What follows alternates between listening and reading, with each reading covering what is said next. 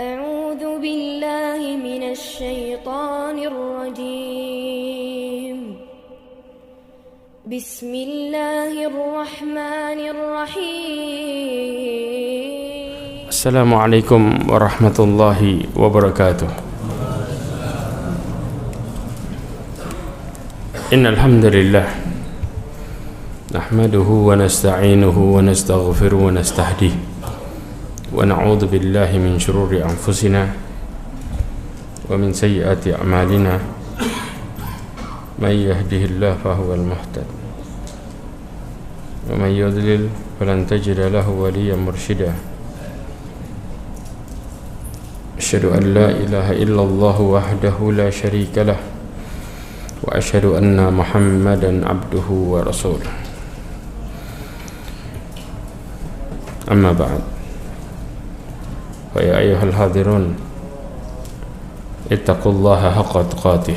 Bertakwalah kita kepada Allah Azza wa Jalla, karena sesungguhnya yang bisa menyelamatkan kita di dunia dan di akhirat. Bahkan Ali bin Abi Thalib mengatakan tentang orang-orang yang dikuburnya, kalau bisa mereka berkomentar, kata Ali bin Abi Thalib, wallahi law istata'u laqalu laisa zadan khairan minat taqwa. Enggak akan pernah ada di dalam kubur ini bekal yang terbaik kecuali ketakwaan kepada Allah Azza wa Jalla. Kalau mereka bisa ngomong tuh, demi Allah mereka akan memanfaatkan perkara itu. Salawat dan salam kepada Nabi Muhammad sallallahu alaihi wasallam, khairul anbiya wal mursalin, sebaik nabi dan sebaik rasul. Ma'asyiral mu'minin rahimani wa rahimakumullah jami'an. Setelah kita menyelesaikan kitab Al-Kabair yang ditulis oleh Imam Adz-Dzahabi, maka kita bicara tentang kitab Ushulul Tsalatsah insyaallah biidznillah ke beberapa pertemuan ke depan. Ushulul Tsalatsah di sini pokok tiga dasar dalam perkara agama di sini berbicara tentang masalah ma'rifatullah, ma'rifatur rasul, wa ma'rifatud din. Kenapa? Karena tiga hal ini merupakan pertanyaan di dalam kubur. Maka ketika kita mempelajari pelajaran ini, maka kita akan mempersiapkan diri ketika ditanya oleh malaikat di dalam kubur. Ini inti dari pelajaran kita insyaallah beberapa pertemuan ke depannya. Karena kitab ini bukan kitab yang tebal dan kita akan belajar secara mendalam insyaallah.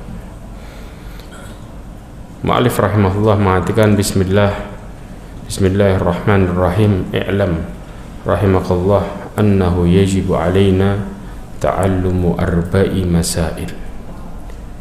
Ya.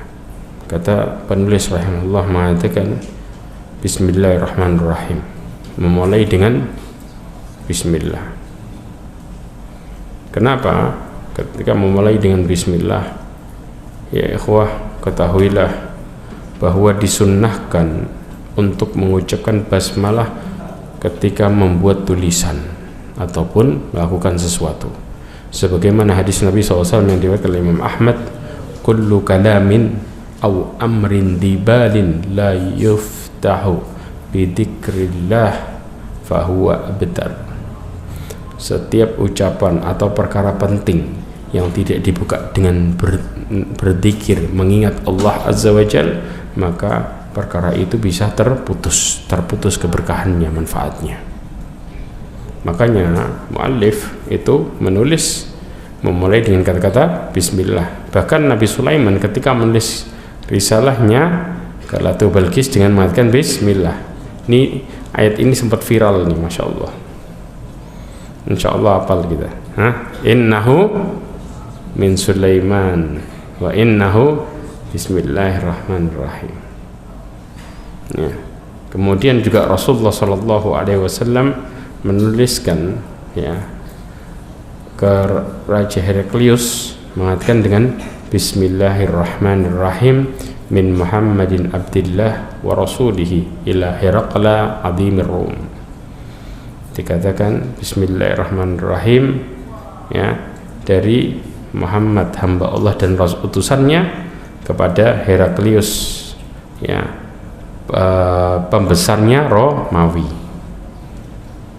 Kemudian setelah itu mu'allif mengatakan i'lam rahimakallah annahu yajibu alaina ta'allumu arba'i masail.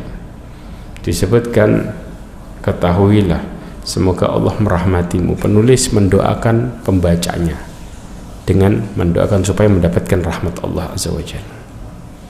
Karena kalau bicara ya ikhwah, orang mukmin yang beruntung itu mereka yang Allah Subhanahu wa ta'ala rahmati. Itu orang mukmin yang beruntung. Coba perhatikan baik-baik. Rasulullah sallallahu alaihi wasallam ya menjelaskan bahwa sesungguhnya orang mukmin itu adalah orang yang Allah Subhanahu wa ta'ala berkahi dan rahmati. Apa dalilnya? Ini dalilnya ya, dari Abdullah ibn Umar radhiyallahu anhuma, bahwasanya baina nahnu inda Rasulullah inda Nabi sallallahu alaihi wasallam idza utiya bi jumarin nakhlah. Ketika itu kami duduk di sisi Nabi sallallahu alaihi wasallam, kemudian kami diberikan embutnya pohon korma. Kemudian Rasulullah SAW mengatakan kepada para sahabatnya, inna min syajari lama barakatuhu ka barakatil muslim. Ada satu pohon keberkahannya itu kayak keberkahan seorang muslim. Kira-kira pohon apa itu? Korma. Ya ikhwah, pohon korma itu kalau di Indonesia kayak pohon apa? Kalau apa? Dari ujung sampai ujung kepake semua. Itu pohon korma juga sama. Maka orang muslim itu Allah berikan keberkahan karena semuanya manfaat. Semua hidupnya manfaat buat dirinya sendiri ataupun buat orang lain. Bahkan Rasulullah mengatakan khairun nas anfa'uhum linnas. Sebaik-baik manusia yang bermanfaat untuk orang lain. Makanya digambarkan orang muslim itu seperti pohon kurma yang bermanfaat secara total. Makanya kemudian ketika itu Abdullah bin Umar juga diantaranya menjawab perkara ini dengan mengatakan nakhlah. Tapi dia orang, ketika dia mau menjawab, dia orang yang ke-10 dan waktu itu dia masih kecil. Dijelaskan dalam hadis ini. Kemudian juga Allah Subhanahu wa taala menjelaskan, lihat kata Allah, walau bagaimana Allah ingin berikan keberkahan kepada seorang mukmin. Allah mengatakan walau anna ahlul qura amanu wattaqu la fatahna alaihim barakatim minas sama'i wal ard. Kalau seandainya penduduk sebuah negeri itu beriman dan bertakwa, kami bukakan bagi mereka keberkahan dari langit dan bumi.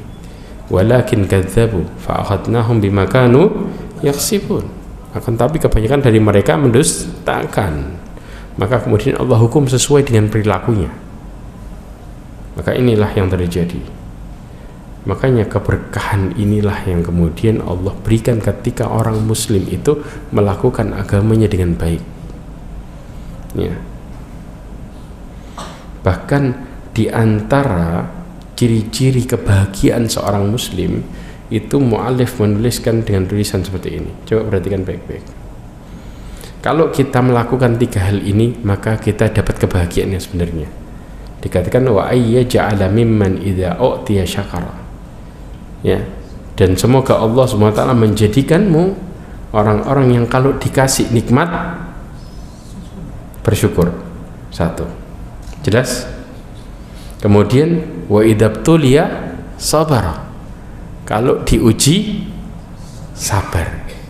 Kemudian wa idza adnaba istighfar. Kalau berdosa istighfar. Fa inna haula'i thalathaun wa nusa'adah. Maka 3 ciri-ciri ini merupakan ciri-ciri kebahagiaan seseorang. Maka kalau kita mau bicara berkahnya hidup, jangan lupa 3 hal ini. Bersyukur dikasih nikmat, sabar ketika dapat cobaan. Ingat ya ikhwah, kita pandai bersyukur baru Allah kasih sabar. Dalilnya apa? Rasulullah mengatakan dalam hadisnya, ta'rif ilallahi firraha ya'rifuka fi syiddah. Kenali Allah waktu lapang, Allah mengenalmu waktu susah. Kita kenal sama Allah waktu lapang dengan apa? Bersyukur. Maka Allah kenal kita waktu susah dengan apa? Dikasih sabar dan tenang. Maka kita akan dapat pertolongan di saat susah. Dan kemudian Allah buat kita bertobat di setiap melakukan kesalahan. Apa dalilnya? Allah mengatakan ya ayyuhalladzina amanu taqullaha wa qulu qawlan sadida. Ketika kita mengatakan dengan perkataan yang benar, Allah janjikan dua hal besar di antaranya. Yuslih lakum a'malakum wa yaghfir lakum dzunubakum. Allah akan memperbaiki amalan kita dengan kasih petunjuk wa yaghfir lakum dzunubakum. Cara Allah mengampuni dosa di dalam tafsir Ibnu Katsir disebutkan yaitu dengan cara Allah kasih dia petunjuk untuk bersegera bertobat setiap salah. Itu yang dimaksud wa yaghfir lakum dzunubakum. Jadi nggak pakai nunggu nanti. Jadi sadar salah tobat, sadar salah tobat. Itu juga disebutkan dalam surat Al-Imran ayat 135. Walladzina idza fa'alu fahishatan aw dzalamu anfusahum dzakarullah. Habis ingat sama Allah apa? Fastaghfaru lidzunubihim. Jelas? Ini diantara ketika Allah SWT memberikan keberkahan. Kemudian dikatakan lagi ta'allamu arba'i masail. Belajarilah 4 perkara. Ya ikhwah, 4 perkara ini ya, kita kalau disebutin ayatnya kita semua hafal. Apa 4 perkara ini? Persis wal asr. Dalam surat Al-Asr Allah mengatakan innal insana lafi khusr. Sesungguhnya manusia pasti merugi kecuali apa?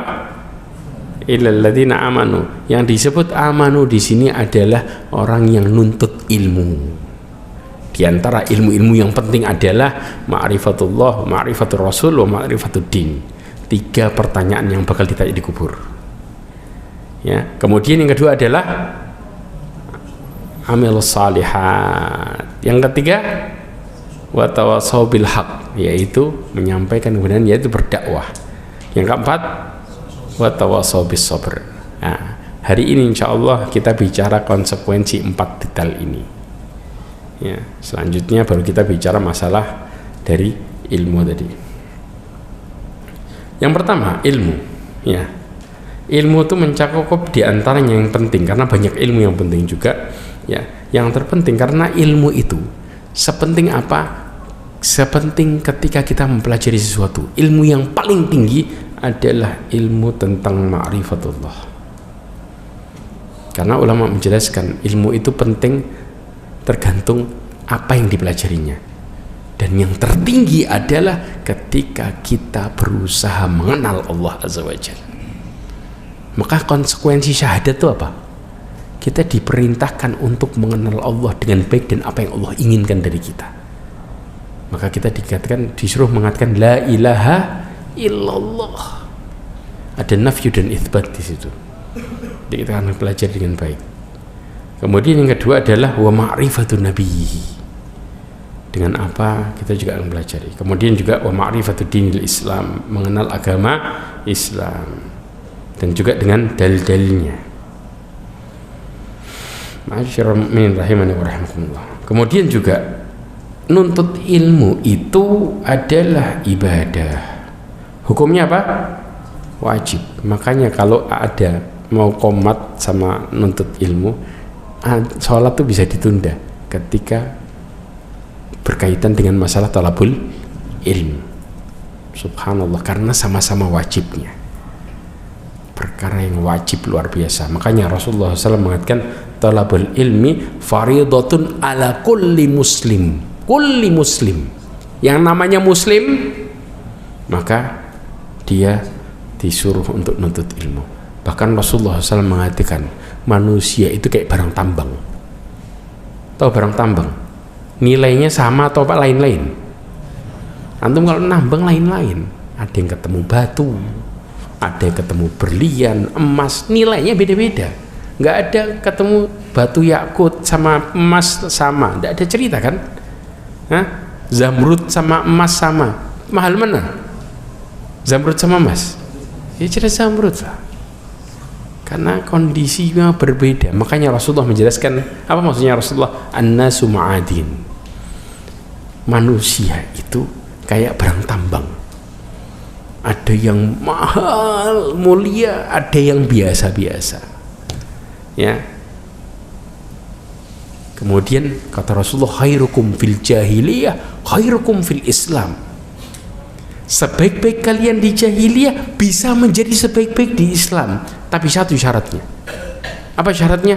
Idza fuqihu, kalau faham agama. Jadi orang di jahiliyah bisa menjadi terbaik di Islam dengan syarat cuma satu, faham agama dengan baik. Maka inilah barometer sebenarnya. Makanya Rasulullah mengatakan talabul ilmi fardhatun ala kulli muslim, karena sesungguhnya orang yang nuntut ilmu tadi mereka memiliki derajat secara khusus bahkan lebih tinggi daripada orang yang beriman. Yarfa'illahu alladhina amanu minkum walladhina utul ilma darajat kata Allah. Allah mengangkat orang-orang yang beriman di antara kalian derajatnya, dan orang yang berilmu beberapa derajat lagi lebih tinggi lagi. Karena kalau orang sudah berilmu, dia ibadahnya punya alasan kuat. Kenapa disuruh ibadah, tujuannya apa, bagaimana melakukannya, secara detail dia paham. Tapi kalau sudah megang katanya, selesai. Antum digoda di akhir hidup, bener nggak tuh ibadahnya? Begitu ragu sedikit, kita mati bisa su'ul khotimah. Karena yang bisa menyebabkan seseorang husnul khotimah di akhir hidupnya adalah diantaranya berbaik sangka sama Allah Azza wa Jalla. Syarat untuk husnul khotimah diantaranya berbaik sangka sama Allah. Di dalam hadis disebutkan, hadis qudsi, Allah mengatakan ana inda dhanni abdi bi, in dhanna bi khairan falahu wa in dhanna syarran falahu. Aku tergantung prasangka hambaku. Kalau dia berprasangka baik kepadaku, maka dia punya dia itu sesuai prasangkanya. Kalau dia berprasangka buruk kepadaku, maka dia akan mendapatkan balasan sesuai dengan prasangkanya. Makanya Rasulullah 3 hari sebelum meninggal, Rasulullah mengatakan apa? Kata Rasulullah SAW, la yamutanna ahadakum illa wa huwa yuhsinu dzan billah. Dan janganlah kalian mati kecuali kalian dalam keadaan berbaik sangka sama Allah. Makanya untuk bisa berbaik sangka kita butuh ilmu. Makanya Ibnu Qayyim Al-Jauzi mengatakan di antara penyebab orang bisa maksiat, melakukan sesuatu yang haram, 2 alasan besar. Yang pertama, mereka suudzon sama Allah. 1. Yang kedua, mereka salah cara pandang sehingga nafsunya bisa mengalahkan akal sehatnya dan juga bisa mengalahkan sabarnya. Antum bisa bayangin. Nah, yang pertama suudzonnya sama Allah, kurang ilmu. Orang kalau sudah kurang ilmu, ngadepin masalah, jawabannya salah saya apa? Karena jahil dia. Padahal Allah itu kalau mau mengontrol hambanya, jadiin hambanya berserah diri terus sama Allah, dikontrol pakai musibah. Tapi karena jahil, dia mengatakan salah saya apa? Saya kurang dekat apa? Paham ya di sini ya? Ya itu penyebabnya, karena ilmu ini pentingnya luar biasa di sini. Bahkan Allah Subhanahu wa taala menggandengkan persaksian orang yang berilmu dengan persaksian Allah Azza wa Jalla. Bayangin, digandengin, dibarengin. Apa ayatnya? Ini ayatnya. Dalam surat Al-Imran, Allah berfirman, "Syahidallahu annahu la ilaha illa huwa wal malaikatu wa ulul ilmi qa'iman bil qist." Persaksian Allah, persaksian malaikat dan persaksian orang yang punya ilmu sebagai saksi tentang kebenaran dan praktek la ilaha illallah. Mereka lah yang bisa menegakkannya dengan keadilan, dengan baik. Siapa? Orang yang punya ilmu. Makanya subhanallah ya ikhwah, dulu ada orang yang wajahnya biasa dan sebagainya, si ibu nasihatin, nak, kalau kamu mau jadi mulia, nak, tuntut ilmu, nak. Maka si orang ini jadi luar biasa. Allah angkat derajatnya gara-gara ilmu. Makanya ya ikhwah, ciri-ciri kalau Allah sayang sama kita, jawabannya simpel. Seberapa banyak dalam hidup ini kita bisa nuntut ilmu, itu tanda sayang Allah ke kita. Apa dalilnya? Kok bisa? Apa dalilnya? Rasulullah SAW mengatakan, idza aradallahu bihi khairan mayuridillahu bihi khairan yufaqihu fiddin. Barang siapa yang Allah kehendaki kepadanya kebaikan, Allah akan fahamkan agamanya. Berarti dikasih kesempatan nuntut ilmu. Tapi kalau kita sudah mulai susah nuntut ilmu, jangan pernah bangga. Kenapa? Sibuk dunia. Justru dunia itu fitnah. Kalau Allah sudah benci sama hambanya, lan 44, Allah bukain dunianya lebar-lebar. Justru kesempatan ilmunya ditutup.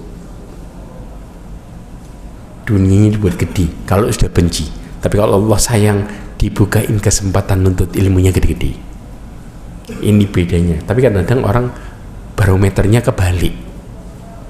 Makanya orang yang merasa pahala Allah tuh nikmat luar biasa cuman orang yang punya ilmu agama. Al-Qasas ayat 80, antum buka, di situ jawabannya. Ma'asyarul mu'minin rahimani wa rahimakumullah. Bahkan Rasulullah SAW tidak pernah diperintahkan untuk minta tambahan kecuali ilmu. Jadi kalau mau minta tambah, Rasulullah nggak pernah disuruh minta tambah harta, belas. Justru nambahnya ilmu. Wa qur rabbi zidni ilma. Katakanlah wahai Muhammad, ya Allah, tambahkanlah ilmu kepadaku. Perhatikan, Nabi Adam mulia di depan para malaikat gara-gara apa? Ilmu. Maka malaikat mengakuin dengan mengatakan subhanaka la ilma lana illa ma'allamtana. Ukurannya ilmu. Maka jelas kalau kita mau mulia di sisi Allah, ukurannya ilmu. Karena kalau sudah ilmunya benar dan prakteknya benar, yang ada rasa takut bukan rasa aman. Rasa takut sama Allah Azza wa Jalla. Ini tujuannya. Bahkan Imam Ibnul Mubarak mengatakan perkataan ini. Tahu, kenabian itu kan mulia, betul. Ada sesuatu yang tinggi luar biasa. Dikatakan wala a'lamu ba'dan nubuwah. Habis kenabian yang paling mulia derajatnya, habis kenabian. Yang paling tinggi kan kenabian kan. Derajat manusia, tapi aku tidak mengerti derajat yang tinggi setelah kenabian, ya, afdal min bathil ilm, lebih baik daripada menyebarkan ilmu. Itu derajat yang paling tinggi setelah kenabian, ya. Nah sekarang pertanyaannya, ilmu itu dibagi jadi dua secara besar, ilmu dunia sama ilmu agama. Nah masing-masing itu punya runutan aturannya. Ilmu dunia bisa jadi wajib, bisa jadi wajib fardu ain, bisa jadi fardu kifayah. Nah, ukurannya fardu ain, fardu kifayah di mana? Perhatikan kata-kata ini. Kalau seseorang ditunjuk sama pemimpin untuk mempelajari ilmu yang berat, maka hukumnya fardu ain. Kenapa? Karena yang menunjuk adalah pemimpin. Secara khusus pelajari ilmu ini, maka dia harus melakukan itu. Tapi kalau sudah dipelajari sama banyak orang, maka hukumnya jadi fardu kifayah. Paham ya? Tapi ilmu, ya, dunia bisa hukumnya mubah, bisa haram. Mubahnya kemana? Kalau ilmu dunia itu bermanfaat sehari-hari, ini mubah, ya. Tapi haram kalau ilmu itu akhirnya membawa kita kepada kemaksiatan. Ilmu nyolong, ya, kemudian ilmu nipu. Ilmu bukan itu, iya, tapi ilmu keburukan. Dunia bukan dunia, ya akhi, tapi itu ilmu haram, subhanallah. Tapi nggak ada urusan agama haram, tuh nggak ada. Tapi kalau urusan dunia ada perkara yang menjadi haram, karena di situ ada madharat besar, ya. Di antaranya adalah ilmu seperti apa? Juga seperti ilmu sihir dan lain sebagainya. Na'udzubillah min dzalik. Nah, ilmu syar'i itu dibagi menjadi tiga juga. Yang pertama fardul ain. Nah, perhatikan ya ikhwah, ukuran ilmu fardhu ain yang setiap orang harus mempelajarinya. Setiap orang harus mempelajarinya. Saya kasih kaidah. Perhatikan ini baik-baik. Imam Ahmad, ya, pernah ditanya oleh seseorang tentang masalah ini. Ya. Imam Ahmad mengatakan wa yajibu ayyatluba minal ilmi ma yaqumu bihi dinuhu. Dikatakan wajib bagi setiap orang untuk menuntut ilmu yang dia bisa menjalankan agamanya dengan baik. Kemudian ditanya sama seorang, faqul ilmun yaqumu bihi dinuhu. Setiap ilmu itu, ilmu agama, ya, itu menegakkan seseorang kepada agamanya semua. Terus yang mana terus? Nah, maka barometernya adalah barometer ini tadi. al-fardul ladzi yajibu alaihi fi nafsihi la budda lahu min talabihi. Ini kaidahnya, pegang ini baik-baik. Kewajiban yang diwajibkan dirinya untuk melakukannya, maka dia harus nuntut ilmunya. Kayak apa? Salat wajib, maka pelajari ilmu salat. Zakat wajib, pelajari ilmu tentang zakat. Puasa wajib, pelajari ilmu tentang puasa. Ya. Masalah perkara warisan, membagi dengan baik wajib, pelajari ilmu tentang waris. Semua yang hukumnya wajib dalam agama kita harus wajib belajar. Jelas. Baru yang lainnya di sini jadi fardu kifayah. Tapi dasar agama yang Allah mewajibkan ke kita itu wajib dipelajari ilmunya. Makanya orang nyari nafkah wajib gak? Wajib. Maka pelajari cara cari nafkah yang baik. Makanya Umar bin Khattab mengatakan, barang siapa yang tidak mengetahui ya tentang masalah ilmu jual beli, maka jangan deketin pasar kami, jauh-jauh, karena bahaya. Salah ilmu makan haram, konsekuensinya mengerikan ya ikhwah. Karena jelaskan sama Rasulullah SAW, maka disebutkan nanti di akhir zaman itu seseorang tidaklah seorang kecuali makan riba. Kalau nggak kena riba, paling nggak kena debunya. Gara-gara apa? Banyaknya orang yang kemudian meremehkan ilmu masalah ini. Na'udzubillah min dzalik. Makanya orang mulai mengatakan apa? Innamal bai'u mithlur riba. Na'udzubillah min dzalik. Orang riba sama jual beli disamain sama orang. Kan tetap judulnya transaksi jual beli. Na'udzubillah. Allah sudah ngomongin itu dalam Al-Qur'an. Wa halallahu al-bai'a wa harramar riba. Jelas dalil ini nggak berubah dari dulu. Makanya kita butuh untuk melajari. Jadi aturan wajibnya setiap orang itu belajar adalah kewajiban dalam beramalnya. Jadi kalau kita wajib dalam beramal sesuatu, maka wajib juga kita mempelajarinya. Faham sampai di sini? Itu aturannya. Dan itu yang Allah nanti minta pertanggungjawabannya. Makanya kemudian disebutkan alladzi la yasauhul jahluhu salatuhu wa siyamuhu. Yang tidak boleh dia tidak tahu. Yang tidak boleh dia tidak tahu, yaitu tentang salat, puasa. Ya. Kemudian ilmu yang fardu kifayah. Ilmu yang fardu kifayah adalah ilmu yang harus diketahui sebagian orang. Contoh usul fikih, usul hadis, tentang mustalah hadis, tafsir, ya. Ini sebagian orang. Maka jadi fardu kifayah. Kenapa? Orang-orang yang harus mempelajari ini mereka yang ketika sering ditanya masalah ini, keluarin fatwa, maka dia harus belajar ini. Hati-hati, karena salah ngomong, apa yang terjadi? Ancamannya neraka. Karena kita bisa nanggung orang yang kemudian salah kita omongin. Makanya Rasulullah SAW mengatakan dalam hadisnya, innallaha la yaqbidul ilma intiza'an yantazi'uh minal abd.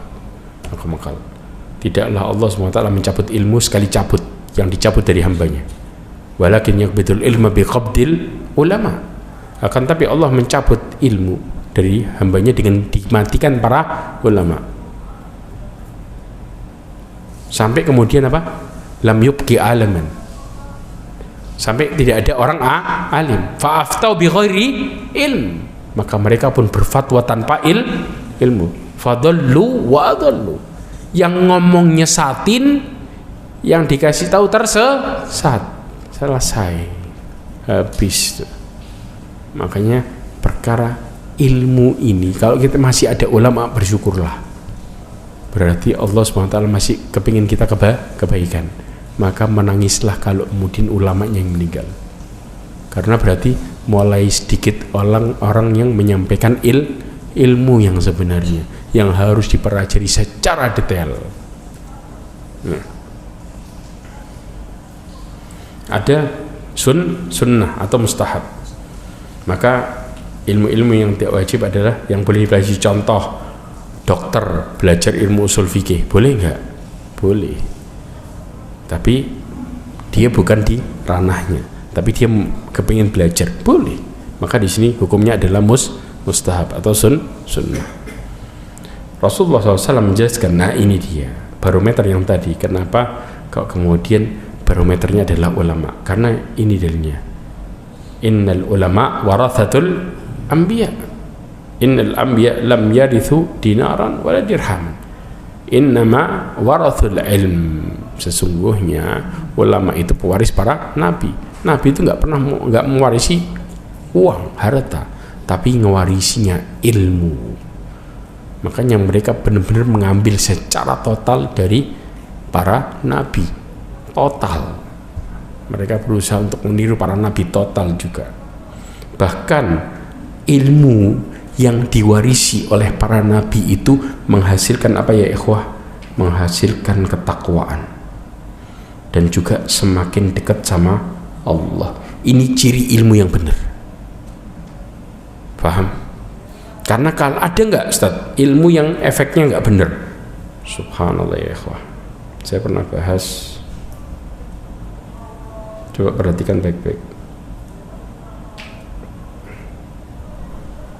Allah Subhanahu wa ta'ala menjelaskan masalah ini.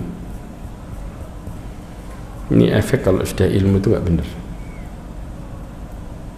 Allah Subhanahu wa ta'ala mengatakan, ini ayatnya, kelihatan? Qul hal nunabbi'ukum bil akhsarina a'mala. Kami kabarkan kepada kalian, apakah ingin kami kabarkan kepada kalian tentang orang yang paling rugi amalannya? Ya ini, alladzina dhalla sa'yuhum fil hayati dunya wa hum yahsabuna annahum yuhsinuna sun'a. Yang ternyata usahanya itu salah, tersesat. Gara-gara apa? Nggak sesuai ilmu. Karena inti dari usaha kita untuk menggapai keselamatan itu cuma dua tok. Bicara ikhlas sama sesuai ilmunya. Aturannya sesuai persis. Yang Allah minta cuma dua itu. Amalan dipandang manusia, oh ini amalan top. Tapi kalau Allah mengatakan nggak sesuai aturan, ketolak. Walaupun satu dunia mengatakan ini yang terbaik, karena ukuran yang menerima dan tidaknya hanya Allah Azza wa Jalla. Dan Allah minta dua syarat, ikhlas sesuai aturan. Paham? Makanya kalau kita mau deketin sama Allah, pakai aturannya Allah. Jangan model berpikir kayak manusia sama manusia. Contoh, ketika kita dosa, apapun dosa kita, deketin diri kita sama Allah dengan tobat. Jangan pernah kita mengatakan, loh, saya kan dosa bolak-balik, Allah nyuruh tobat, balik tobat. Berpikir dengan perintah Allah, selesai. Makanya para ulama itu hidupnya paling simpel. Kenapa? Ketika mereka melihat Allah memerintahkan ini, dilakukan. Ketika Nabi Ibrahim diperintahkan ninggalin istri dan anaknya karena Allah cinta sama Nabi Ibrahim dan keluarganya, dilakukan. Karena Nabi Ibrahim yakin Allah pasti menjamin. Maka ketika ditinggalkan, Allah berikan anugerah besar, air yang membuat bisa jadi makanan, minuman, dan yang terbaik. Subhanallah ya ikhwah. Bahkan bertahun-tahun dari mulai Nabi Ismail kecil sampai gede, hidupnya pakai air Zam-Zam. Dan jadi orang yang sehat luar biasa, cerdas, pakai air Zam-Zam. Sekarang orang-orang kafir sudah mulai ngelirik dan percaya sama air Zam-Zam. Percaya mereka. Ada orang kafir yang kemudian sampai berangkat ke Jeddah. Karena apa? Dia menceritakan, ini kisah nyata, ya, berangkat ke Jeddah, dia merasa kanker dan lain sebagainya, nyawanya tinggal sedikit, hariannya tinggal sedikit, maka dia pun berusaha untuk minum itu, tinggal di Jeddah dia. Subhanallah, minum sama dokter dikasih tahu tinggal sebulan atau 2 bulan. Subhanallah, tinggal di Jeddah ternyata sudah lewat dari hari yang ditentukan. Loh, kok nggak ada apa-apa? Datang ke dokternya lagi, dicek, ternyata sudah bersih badannya. Apa yang kau lakukan? Kata dokternya, impossible ini. Gak ada yang impossible ya ikhwah. Maka kemudian dia pun akhirnya masuk Islam dan tinggal Saudi. Ada kejadian-kejadian seperti itu. Ini menunjukkan bahwa Allah Subhanahu wa taala memperlihatkan tanda kekuasaannya kepada siapapun. Pakai apa mereka bisa kayak gitu? Pakai ilmu. Ya. Tapi ada juga orang muslim yang nggak mau ngelakuin agamanya sendiri. Betul nggak? Gara-gara apa? Nggak punya ilmu. Akhirnya beribadahnya menurut dirinya sendiri. Sampai-sampai ibadah akhirnya jadi siksaan. Karena nggak sesuai ilmu. Ya ini akhirnya. Yang ternyata ujung-ujungnya semuanya ketolak. Gara-gara nggak pakai ilmu. Allah katakan orang yang paling rugi. Kenapa? Dia ngerasa bakal masuk surga. Begitu di akhirat ngelihat masuk neraka. Kaget, ternyata semua ketolak. Mau bilang apa kita? Na'udzubillah min dzalik. Sadarilah perkara ini. Kita lanjutkan lagi. Makanya Allah Subhanahu wa taala mengatakan ini, ya. Allah mengatakan innama yakhshallahu min ibadihil ulama. Sesungguhnya yang takut kepada Allah dari hambanya adalah ulama. Apa maksudnya yang takut? Ada yang paham? Hah? Persis.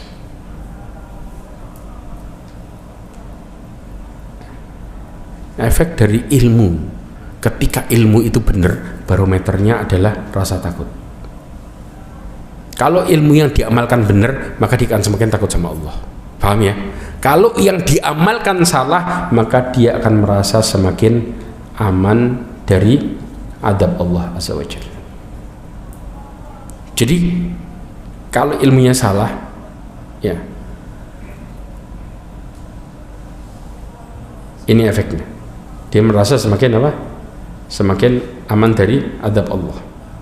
Tapi kalau ilmunya benar, ya, maka dia akan semakin takut kepada Allah. Sampai kemudian Abdullah bin Mas'ud mengatakan, kafa khasyatallahi ilmu. Cukuplah rasa takut kepada Allah disebut sebagai ilmu. Jadi kita tak bisa takut sama Allah, itu ilmu. Karena tujuan ilmu yang Allah berikan kepada hambanya adalah rasa takut. Makanya sampai Rasulullah SAW sholat kakinya bengkak karena ketakutan. Ngerasa, ya, kemudian bukankah Allah telah mengampuni dosamu yang dulu dan yang akan datang? Maka Rasulullah katakan, seharusnya bukannya aku harus menjadi hamba yang bersyukur. Dan kaki bengkak itu bukan disengaja loh ya ikhwan, nggak terasa. Karena begitunya kepingin terus mendekatkan diri kepada Allah Azza wa Jalla. Ini menunjukkan rasa takut itulah yang menjadikan seseorang terjaga.